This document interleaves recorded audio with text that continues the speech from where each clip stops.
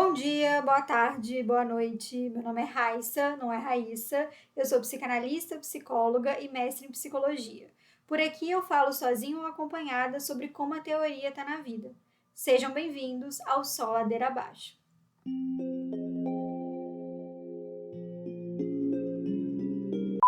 E aí, gente? Como é que vocês estão? Então, hoje eu resolvi falar de um tema que me acompanha há pelo menos 3 anos, mas que eu acho que eu entendi de uma outra maneira agora, por incrível que pareça, depois de eu defender uma dissertação sobre ele. O que aconteceu? Eu estudei narcisismo, né, no meu mestrado e especificamente a teoria da Lu Salomé. E aí, entreguei o mestrado em fevereiro, vivi minha vida, viajei, passei um mês fora. Depois eu quero fazer um episódio sobre isso, falando sobre como sair e viajar me leva para um lugar muito bom e a relação com o pequenês. Mas hoje a gente vai falar, na verdade, sobre o oposto disso. E aí, quando eu voltei, eu fui convidada para dar uma palestra, né, sobre o que eu estudei. E aí, montando a palestra, pensando de uma forma de ser didática, né, como explicar um tema tão complexo. E aí, eu fui para literatura, usei de Homero a Taylor Swift para poder dar exemplo. E conversando com um amigo meu, o Oswaldo Zampiroli, inclusive já gravei com ele aqui, estou com um curso com ele sobre metodologia. Sigam, é um antropólogo e um psicanalista fantástico. E eu estava conversando com ele sobre o que é a proposta da Lu Salomé em relação ao narcisismo, que tem a ver com esse sentimento oceânico, né? A gente escuta muito esse termo na psicanálise porque é algo que o Freud vai falar, mas a gente pode inferir, né? E aqui eu não estou afirmando nada porque eu não estava vivendo aquela época e nem na cabeça de nenhum dos dois, que ela antecipa essa proposta, né? Desde 1915, na verdade, nos diários dela a gente consegue ler isso até um pouco antes. Como que essa noção de um sentimento oceânico, essa união entre o que é o eu, o outro e o mundo, já estava presente ali, no que ela pensava a respeito da vida. E aí ela usa, né, esse termo de sentimento oceânico, e eu estava conversando sobre isso com o Oswaldo, e aí ele falou assim, cara, é interessante como sempre tem uma referência, uma alusão ao mar, né? A água, algo que inunda, né? Oceânico, e a água não tem matéria, e aí a vida começou da água, né? Até onde a gente sabe hoje, a hipótese mais bem aceita é que a vida veio da água. A gente precisa de água, né, para poder desenvolver qualquer tipo de vida que a gente conhece. E aí eu fiquei muito frita nisso. Por quê? Foi uma outra perspectiva que me deu em relação à teoria da Lu. E é sobre isso que eu queria falar hoje, né? Sobre essa noção do eu, do outro e do mundo. Eu já fiz um episódio sobre a teoria do narcisismo do Freud, né? Então, quem tem interesse muito nesse assunto, eu recomendo que volte lá. Mas o ponto de partida da Lu é que ela concorda, né, com a proposta freudiana de que o narcisismo ele não é patológico, ele é uma fase natural do desenvolvimento psíquico. Então é um momento que o bebê está todo dentro de si e ele não reconhece o lado de fora. Então o peito da mãe, o que amamenta ele, faz parte dele, né? Ele não entende como um outro do lado de fora e que conforme isso vai, né? Conforme esse sujeito vai se desenvolvendo, ele começa a sentir essa libido dentro dele, essa energia dentro dele como uma tensão. E aí uma tensão física. E isso prova como a psicanálise ela está vinculada ao corpo. Né? Ela não é uma linguagem que flutua aí sem objeto. Ela está... o inconsciente está no corpo. E o Freud é muito enfático nisso e eu concordo com essa proposta, assim, de cima embaixo.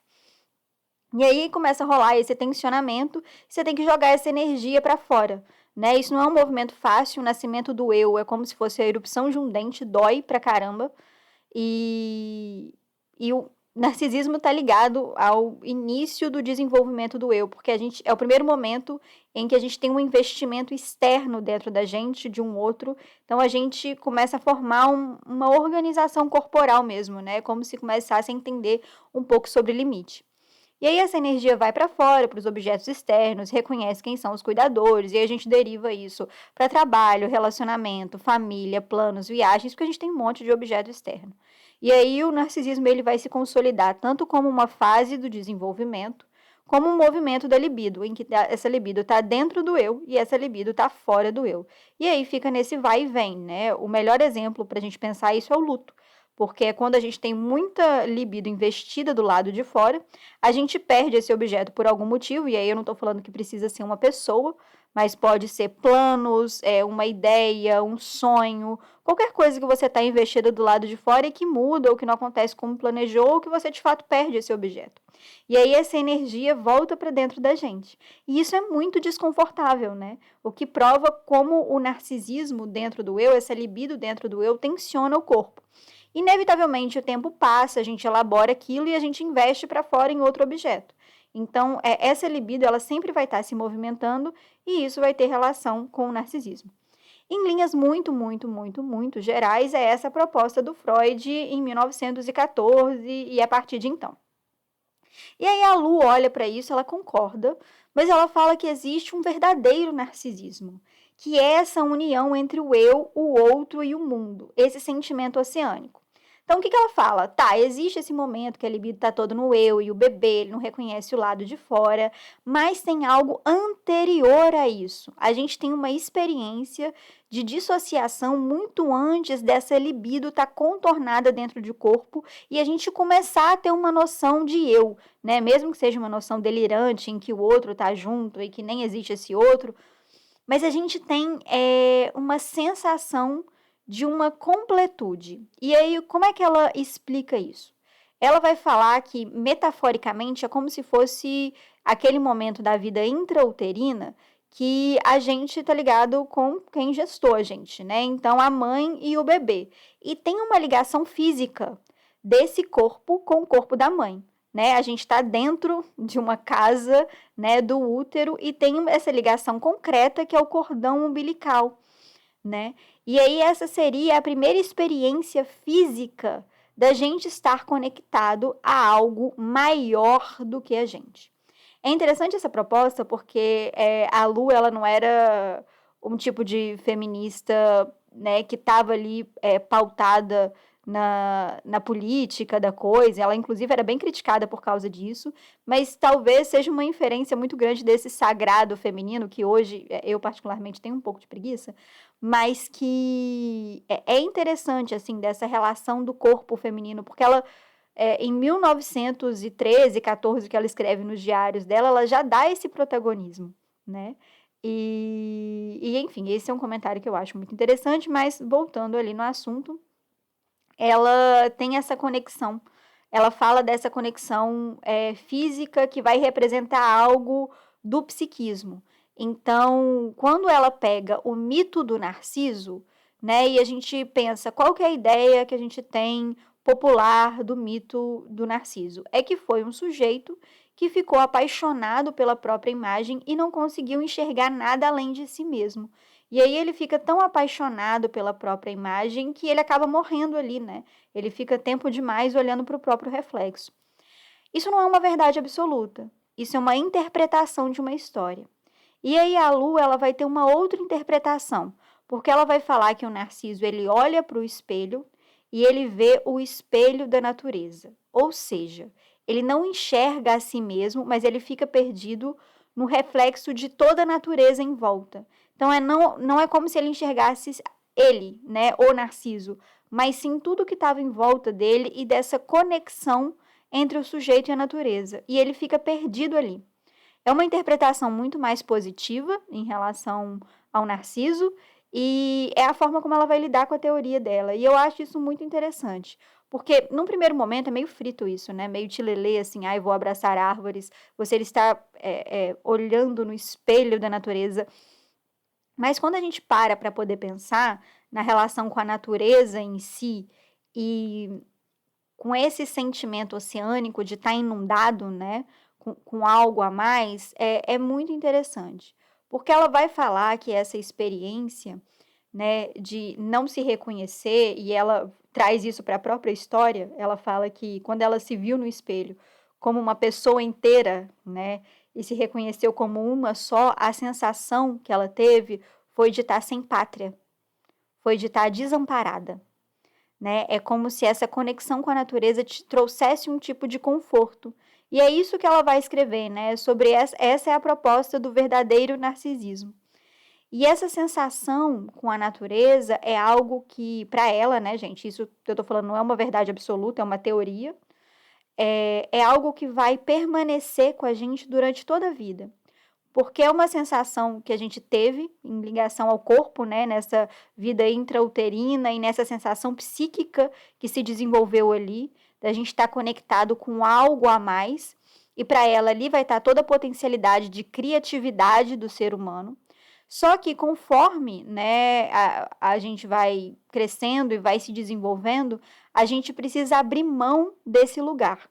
Então, a gente precisa abrir mão desse conforto, desse amparo, que é essa experiência de ligação entre o eu, o outro e o mundo, com o sujeito e a natureza, a experiência de totalidade, o verdadeiro narcisismo. Ela vai dizer isso de várias maneiras, mas o que ela está, né, no fundo, falando é sobre esse sentimento oceânico.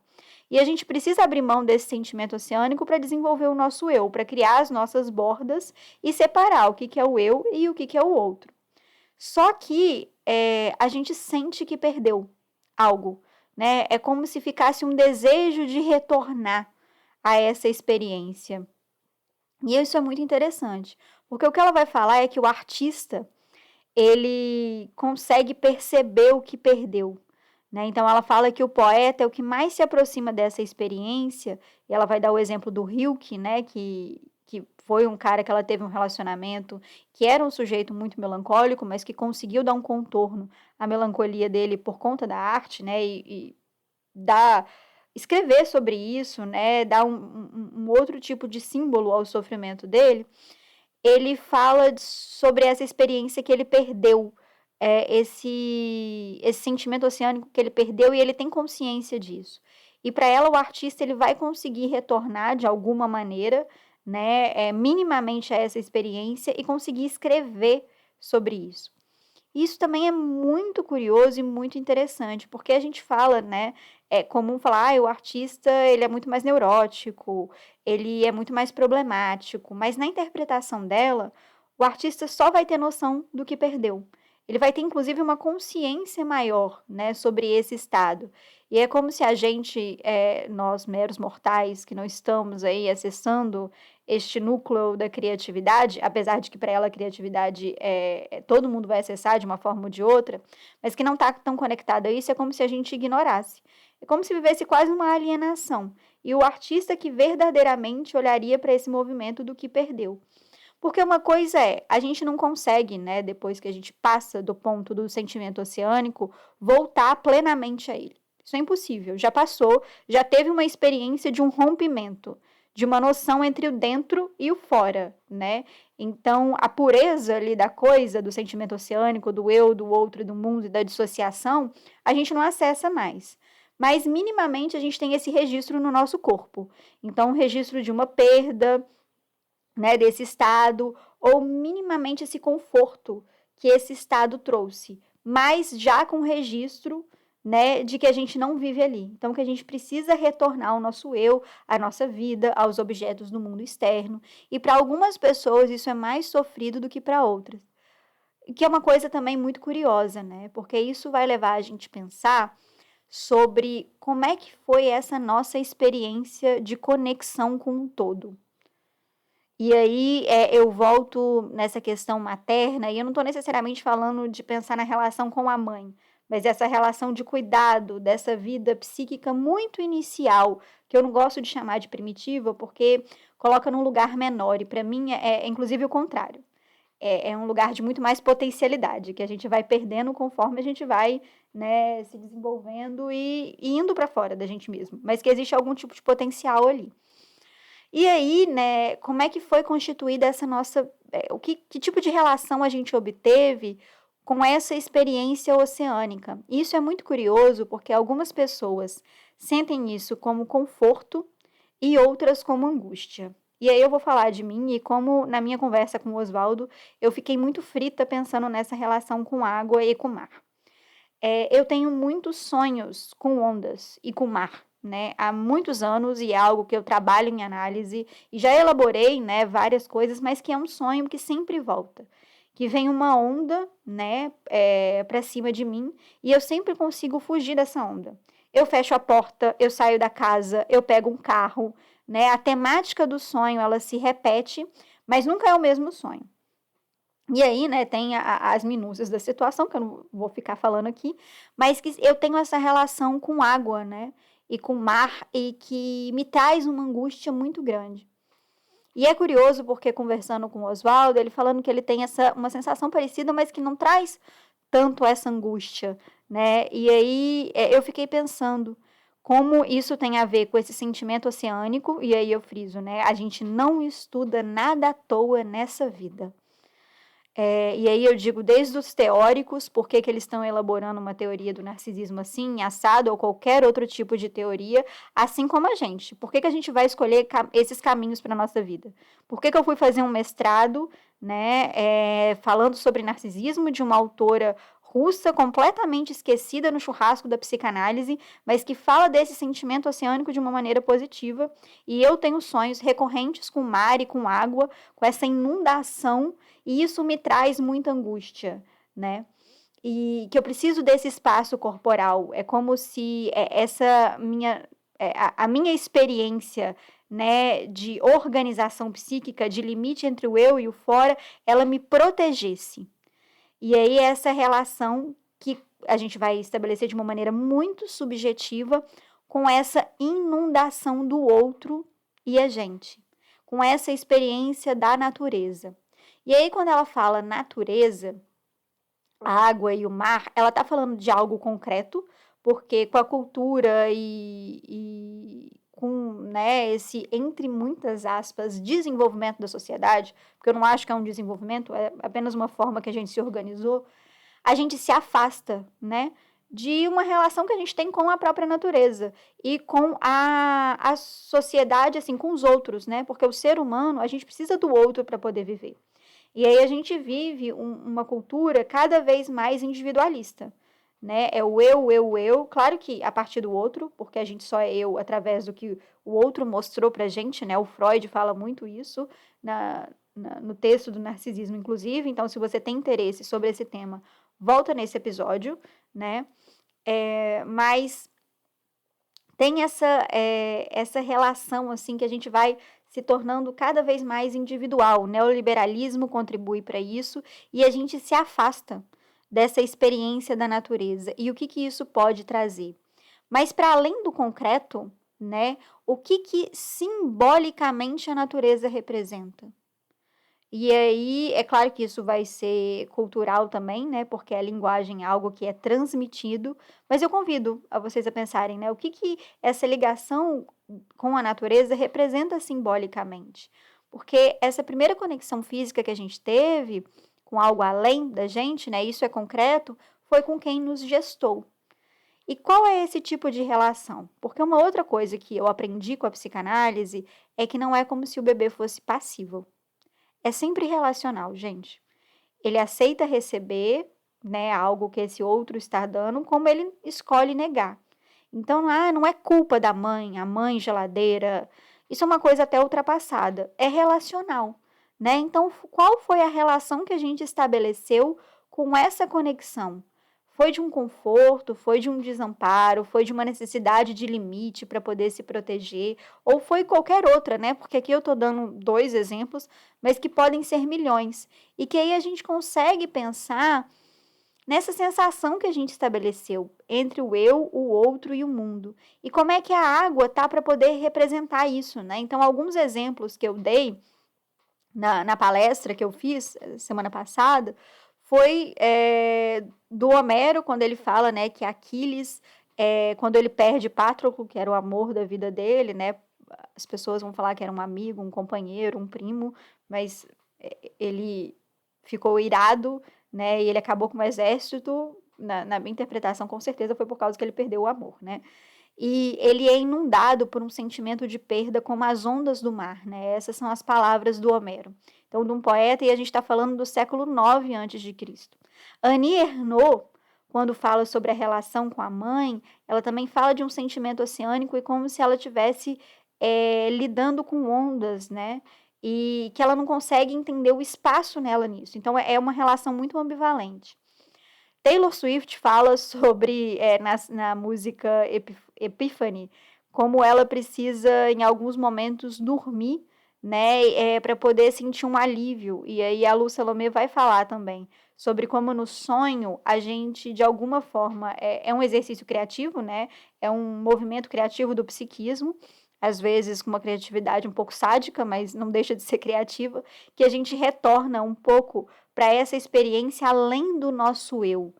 Então, como às vezes dormir é muito difícil para algumas pessoas, desligar do mundo, gente, é muito difícil, né? O Freud vai falar isso na Introdução ao Narcisismo, como dormir é um ato narcísico, porque a gente precisa desligar dos objetos do mundo externo para poder retornar ao nosso eu.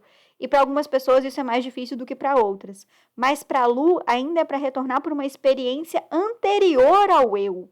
Então, como isso pode ser muito angustiante, mas para outras pessoas isso é um conforto.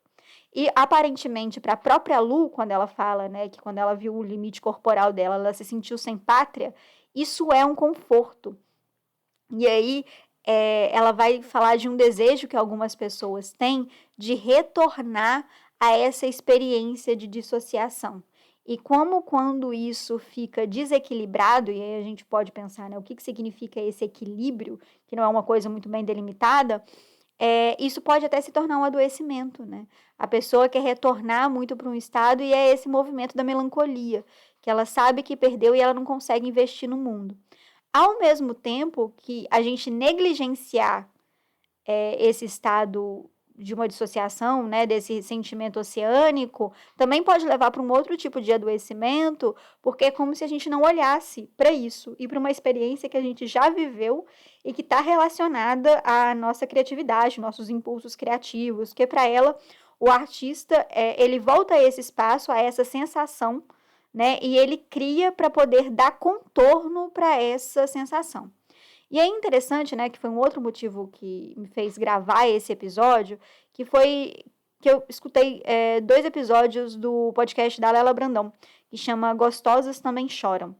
E nesses episódios, ela vai falar sobre o Rick alguma coisa, que é do Ato Criativo, o livro Ato Criativo, que eu já falei aqui em algum outro episódio, e como ele fala, né, dessa coisa até um pouco catártica, que você precisa dar vazão a algo que é espiritual, e a gente pode interpretar essa teoria da Lu de várias maneiras, através do inconsciente, como algo espiritual. A minha interpretação não é, de fato, de uma espiritualidade religiosa, e não é o que o Rick também vai falar, mas é de algo além, né? E aí, o que está entre o céu e a terra, que a ciência de Natália Pasternak não dá conta. Mas que eles vão tentar contornar, né, explicando essa sensação inconsciente e de uma comunicação inconsciente e dessa experiência de dissociação que vai estar presente, né, e relacionada até o nosso próprio corpo.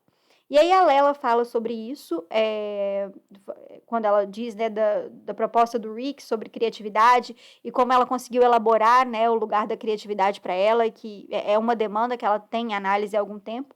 Em um episódio também recente, que ela fala sobre esse sentimento oceânico. E aí, na hora que ela falou sentimento oceânico, eu até mandei uma DM para ela e falei assim, cara, eu estudei isso no mestrado.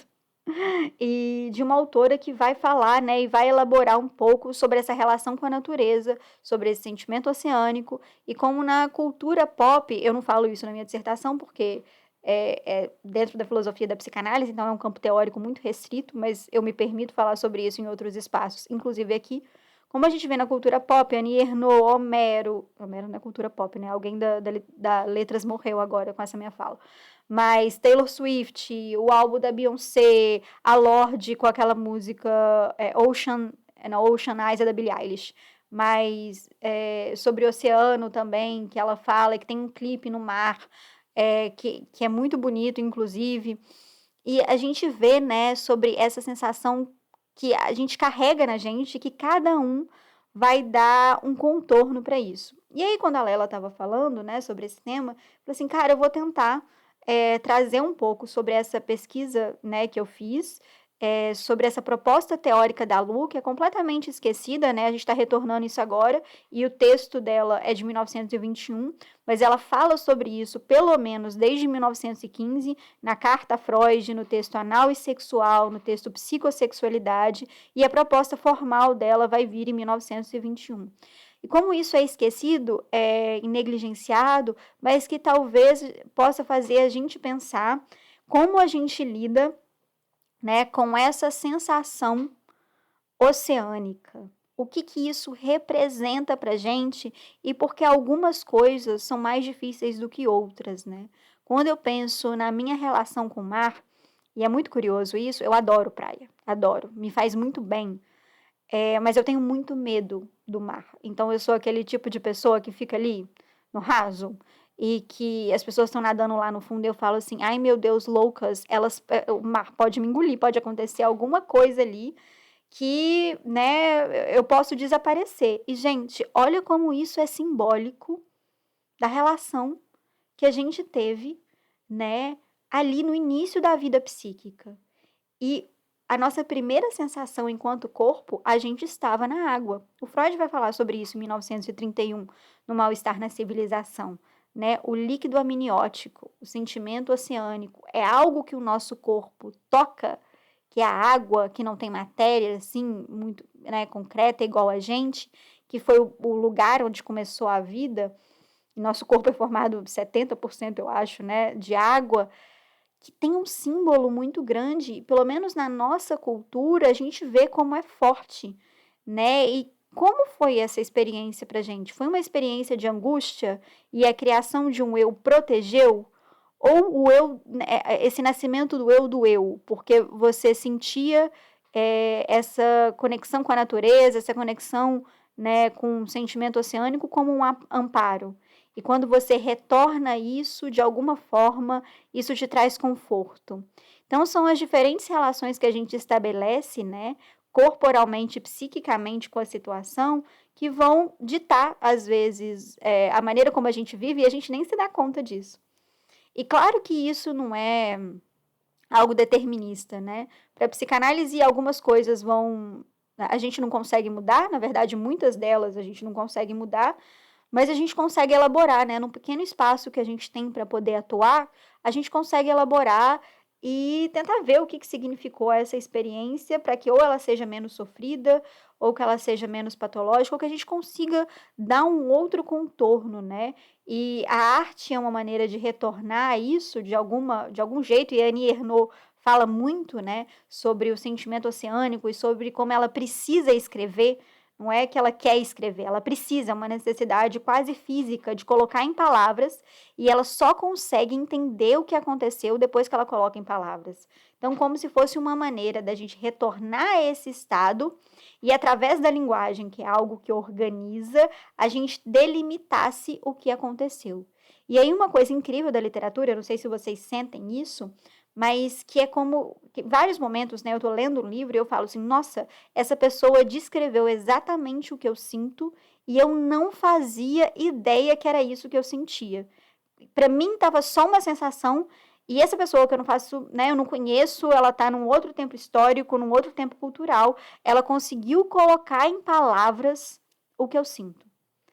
E é um pouco, né, do que a Lu vai falar desse sentimento oceânico e que algumas pessoas, no caso o artista, e o artista não é só quem pinta, tá, gente? É um movimento criativo. Ele vai conseguir acessar isso e a gente, né, talvez que não acesse de uma forma direta, consegue se identificar. Então, quando a Annie Ernaux escreve sobre a mãe, sobre o pai, apesar de ser um contexto diferente do meu, em vários momentos eu falo, puta que pariu. Essa véia tá descrevendo exatamente o que eu sinto. Ela conseguiu dar contorno a uma experiência que era minha, né? Não exatamente, mas que é completamente identificável. Então ela acessou algo e eu falei assim, putz, é isso. É isso que eu tô falando na análise há um tempão. E a arte tem esse poder, né? Eu escuto dos meus pacientes como eles trazem filme, séries, livros, e que geralmente é um momento em que a análise anda de um jeito muito interessante, né? Eu aprendi com a Ana Ribeiro, que é a colega hoje, mas que foi minha professora, que estava comigo na palestra, né? Compôs a mesa comigo. Ela fala que quando a análise está agarrada para a gente perguntar sobre como é que foi a escolha do nome da pessoa, né? Porque isso também tem a ver com narcisismo e o nome delimita quem você é. Foi algo que o outro te deu e que, em grande parte dos casos, te define para o resto da vida, né? Claro que não precisa ser isso, nada é determinista, mas que traz, de qualquer maneira, tem uma carga psíquica, porque diz de um desejo do outro.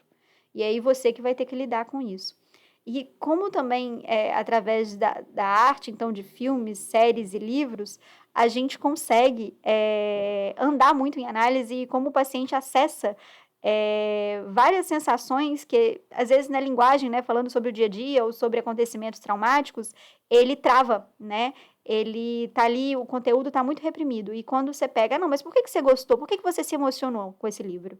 Por que você gostou tanto desse filme? Ou por que você odiou? Né? Porque o afeto é isso, não é só o que a gente gosta, mas é o que afeta o corpo. Então, qual experiência está muito forte ali? E a arte é um lugar batata para a gente poder acessar, porque vem com menos defesa.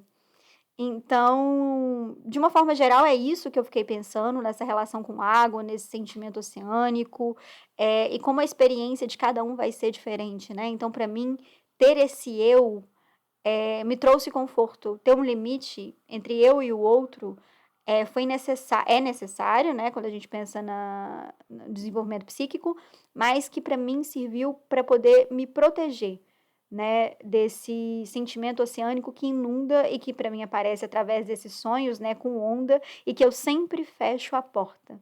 Eu não deixo a onda entrar, né? E aí a minha analista, uma vez muito safa, um beijo para ela, perguntou: "E se você surfasse na onda?" E aí, gente, como a psicanálise é bonita, né? E noite passada eu tava vendo a Pequena Sereia, eu amo. E eu tava pensando, né, na sereia e como várias vezes eu tenho uma sereia tatuada e talvez seja uma forma, né, que a gente consiga lidar com esse sentimento oceânico para que ele não machuque, ele não afogue, mas que eu consiga nadar nele. Ou que para algumas pessoas, né, que isso representa um conforto, como eu consigo acessar isso e conseguir voltar para a praia.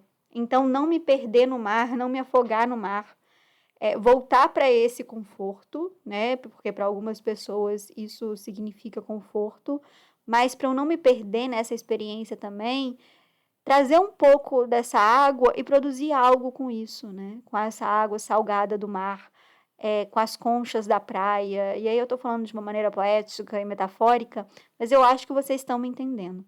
Então, o que eu consigo trazer dessa experiência e dar um contorno para esse lado de fora? Porque também se perder nisso, para a Luia, e eu digo que para a psicanálise no geral, né, se perder em qualquer movimento, pode adoecer. E não só de uma maneira neurótica, né, a gente tem vários tipos de adoecimento, e a loucura vai estar muito, né, nesse se perder no sentimento oceânico, e a gente sabe como os artistas eles têm essa facilidade de acessar esse espaço psíquico e como tem potência aí, né? Só que também tem muito sofrimento. Então, o que será que a gente consegue fazer, elaborar e criar de limites e espaços que não precisam ser tão rígidos para a gente acessar esses dois movimentos do narcisismo? Então, essas duas vias narcísicas, né, que a Lu vai chamar, que o texto dela chama Narcisismo como Dupla Direção, o de 1921, e que aí uma direção vai ser para o lado de dentro desse sentimento oceânico e a outra direção para o lado de fora. Então, essa relação entre dentro e fora que a gente estabelece, que ela coloca muitas vezes como a raiz de uma planta, né, que enquanto a planta está crescendo para cima, a raiz dela está crescendo para baixo também.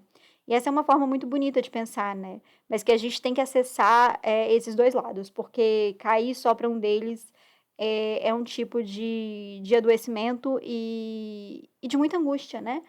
O adoecimento é sempre cultural, então o que é louco vai depender da cultura que a gente vive. Hoje pode ser patologizado uma pessoa que tem visões e acessa, né, outros espaços, mas que em outras culturas é um xamã e essa pessoa tem um lugar social muito importante. Então, a patologia ela é cultural, mas a angústia tá ali, né, no corpo. Então, para os dois lados, né? Se a gente pende para os dois lados, vai trazer algum tipo de angústia muito grande. O que a gente consegue elaborar para conseguir fluir entre eles? Não de uma maneira única, assim, né? Tem uma resposta certa, mas que seja possível. E é isso que eu queria trazer hoje. Tem outros pontos da teoria da Lu, porque ela vai desenvolver a partir disso uma noção de ética, uma noção de criatividade, do artista. Ela vai trabalhar muito a posição da mulher em relação a isso, então a feminilidade. Eu pretendo fazer um curso só sobre a Lu, né? Eu já fiz um do narcisismo proposto pelo Freud, agora eu estou com um curso de escrita, né, acadêmica, porque pesquisa em psicanálise não é zona, a gente tem metodologia. Vai começar no dia 20 de junho, então quem está escutando aí e tem interesse, né, projeto de TCC, mestrado, doutorado, como se escreve academicamente, pesquisa e tal, vai lá no meu Instagram, @raissa.rcastro, ou no Acasa6, né, que é a empresa de curso que eu tenho, que tá rolando esse curso lá, mas que no futuro, talvez em julho, eu faça um curso sobre a Lu para a gente poder trabalhar essas minúcias, né? Então, de ética, feminino, criatividade, enfim. Mas em linhas gerais, essa é a proposta dela, e aí eu convido para a gente poder pensar para além da teoria, na prática. Vejo vocês no próximo episódio. Até lá. Um beijo.